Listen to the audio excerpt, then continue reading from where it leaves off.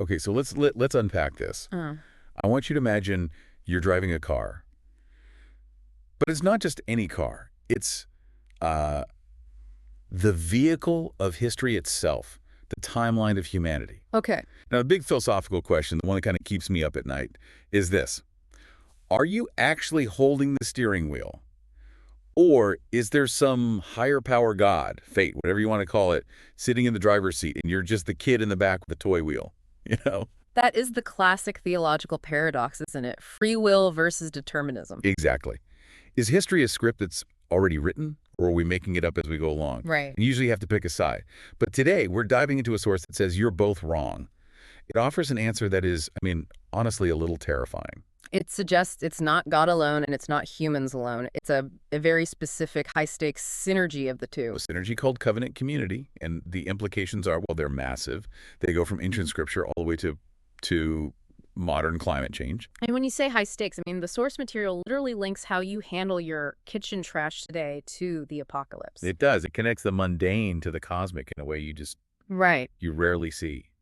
It argues that the only thing standing between us and total collapse might be the daily habits of a very, very small group of people.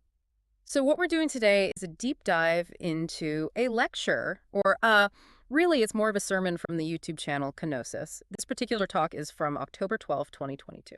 And the speaker is a pastor who has clearly been through it, and he has some very sharp things to say about the state of the world and the church. Right, and this isn't your typical Sunday school lesson. The speaker builds this whole theological framework to argue we are facing what he calls a great extinction event. It's intense. He talks about prophets. He talks about pastors with the eyes of Amway salespeople, which made me laugh out loud. Oh, I know, that part was great. And he talks about why filing a daily report on your life might be the only thing that saves the planet.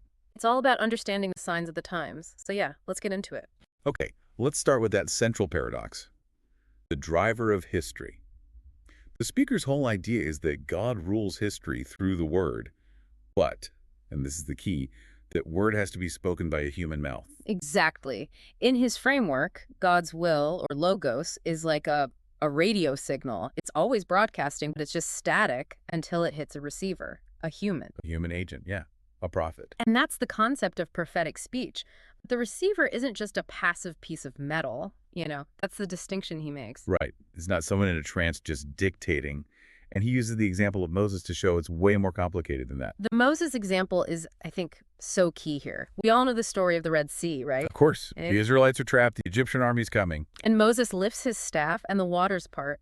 But the source points out a contradiction in the text. It asks, did God write the 10 Commandments or did Moses? And the Bible kind of says both. And at the Red Sea, when everyone's panicking, Moses is crying out to God, like, do something. And God's response is surprisingly blunt. He basically snaps back, why are you crying to me? You stretch out your hand. Yeah. That's the crux of it.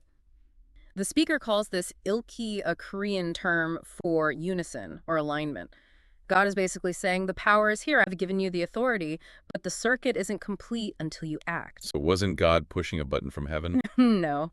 It was Moses, in that moment, aligning his will perfectly with the divine will. If Moses hadn't stretched out his hand, the sea wouldn't have parted. Which means God actually limits his own power to work through us, through human agency. It's a partnership, and partnerships are messy. Because humans, we have egos, we have resistance. Which brings us to my absolute favorite part of this whole thing, his breakdown of Jonah. Oh, the Jonah analysis is brilliant. It just completely flips the Sunday school version on its head. It's hilarious. Yeah. So the speaker asks, why did God pick Jonah? This guy who gets swallowed by a whale because he refused to go preach to Nineveh. Was he the most pious, the most eager? No, not at all. He was the most resistant. The speaker argues that Jonah knew God's character too well.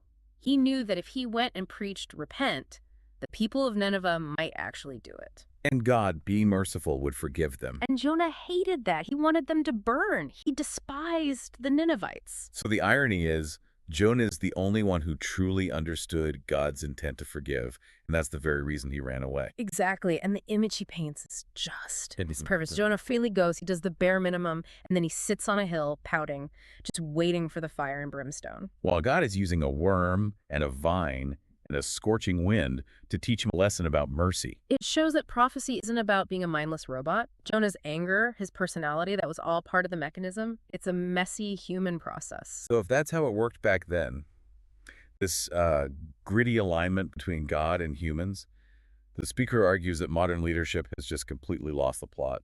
And this is where the lecture shifts from biblical history to a critique of the modern church, and it is brutal. This is the Amway story, and I related to this so much, not because I'm a pastor, but because I've been to those corporate seminars where everyone has that glossy, desperate look in their eyes. He shares this really personal anecdote. He went to a church growth seminar with a colleague because he didn't want to go alone. And the whole thing was about techniques. How to boost numbers, how to build bigger halls. And he says he looked around at the other pastors and he didn't see shepherds. He said they had the eyes of merchants. Amway salespeople. Yeah. That is such a bird. It is, but it cuts deep, you know? He describes it as the look of people caught in a pyramid scheme, obsessed with success techniques, not with discerning divine will. He felt totally alienated. Like, am I the only one seeing this? He says it took him 5 years of struggling to realize that the whole system was broken. Right. It wasn't just a few bad apples. It was a fundamental theological error. They were looking at the weather, the surface stuff, but ignoring the signs of the times. And that distinction is crucial for the next part of this. Because for this speaker, the sign of our time isn't falling church attendance. It's something much, much bigger. Great extinction. Yes. The discussion just pivots hard from church politics to a full-blown global crisis. And he's not mincing words. He pulls in science and history. He mentions that Isaac Newton, which I actually didn't know, apparently predicted the apocalypse around the year 2060. Something like that, yeah. Only about 40 years from now. Newton apparently wrote more about theology than physics.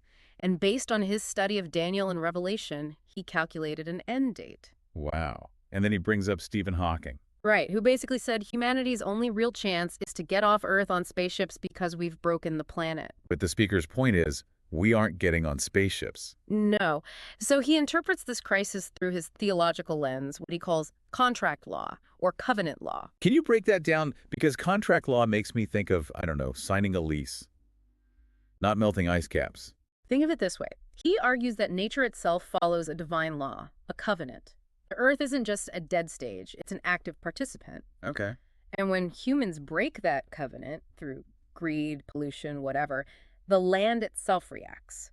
He uses this really graphic phrase from the Old Testament. The land will vomit you out. Ugh. Vivid. But it gets the point across. It's like the Earth has an immune system and we're the virus. Exactly. And he connects it to the physical breakdown we're seeing right now. He talks about the planet's circulation system. Right, the currents of air and water. Yeah. Just like blood in a body. No. When the glaciers melt, that circulation stops. The whole system crashes. And you get these stagnant pockets of extreme heat, extreme cold, massive floods. He argues this isn't just bad weather. It's the planet biologically rejecting humanity for breaking the contract. Which is Yeah. a terrifying thought. So if the land is vomiting us out and we don't have spaceships, what is the plan? Because this sounds pretty hopeless. This is where we get to the core of his mission. The solution isn't technology. It's the covenant community. This is the part that really, really surprised me.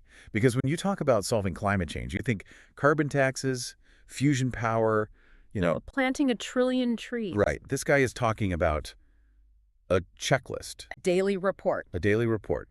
He claims that the fate of this great extinction depends on how a small group like the 70 people on his Zoom call acts. It sounds incredibly small, almost arrogant, but he's thinking in terms of the butterfly effect of theology. He compares them to the early Christians under the Roman Empire. He does. He brings up the mark of the beast idea, and this is a really interesting interpretation. Go on. In the book of Revelation, refusing the mark meant you couldn't buy or sell. It's economic suicide, right? Right. The speaker argues that today, the beast isn't a Roman emperor. It's the system of unbridled consumer culture that forces us to participate in the Earth's destruction. So to buy and sell without thinking is to take the mark. Exactly. And so refusing the mark today means a radical shift in your lifestyle. It means Yeah. sorting your trash. In a way, yes. It means these inconvenient lifestyle changes.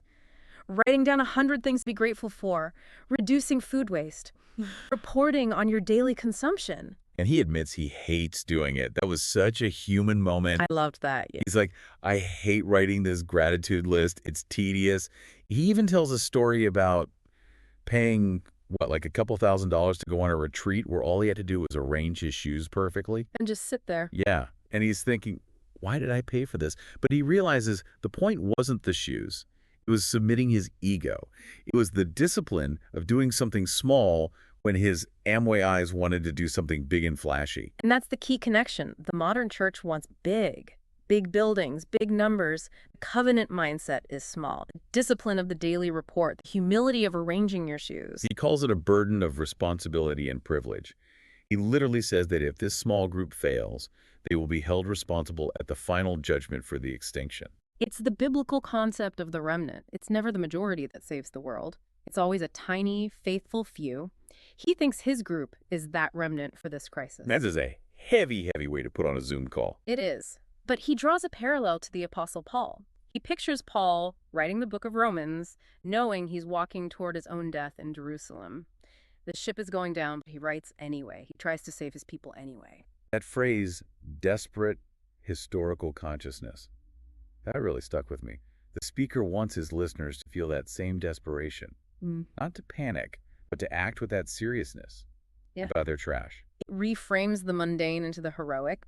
If you believe the premise that God works through human alignment, then refusing to waste food isn't just a chore. It's a cosmic act that might just keep the gears of history from grinding to a halt. It's the ultimate think global, act local. But with eternal consequences. It's grabbing that steering wheel we talked about at the start and trying to turn the car away from the cliff.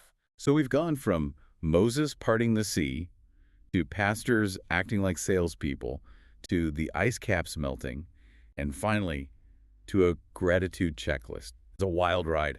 It is, but it all holds together under that one theme, synergy.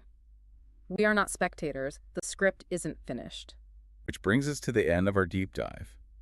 And I'm left thinking about that steering wheel analogy we started with. It does raise a pretty provocative question for everyone listening, I think. If this speaker is right, even just partially right, and history isn't actually determined by the masses or the politicians, but by a tiny group keeping a covenant, then you have to ask yourself, are your small private habits, the things nobody sees, how you handle your waste, how you practice gratitude, are those actually the steering wheel of history? Are you driving the car, or are you just asleep in the back seat? And if you are driving, where are you taking us? Something to think about next time you take out the recycling.